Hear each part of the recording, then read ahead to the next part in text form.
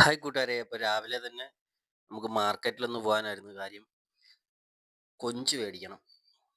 ഇന്ന് ചൂണ്ടയിടാനുള്ള കായൽ കൊഞ്ച് മേടിക്കണം. അപ്പോൾ നമ്മൾ കുട്ടാട് മാർക്കറ്റിലാണ് നിൽക്കുന്നത്. അപ്പോൾ കായൽ കൊഞ്ച് വിൽക്കുന്ന ചേച്ചിമാരൊക്കെ ഉണ്ട്, പക്ഷേ അവരുടെ കയ്യിൽ ആ ചെറിയ കൊഞ്ചും ഇല്ല.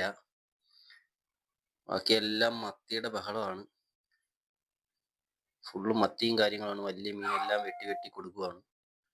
വെട്ടി വെട്ടി ചെറിയ പീസാക്കിയത് തൂക്കി കൊടുക്കാനുള്ള മീനുകളാണ് ഈ വെട്ടുന്നത്.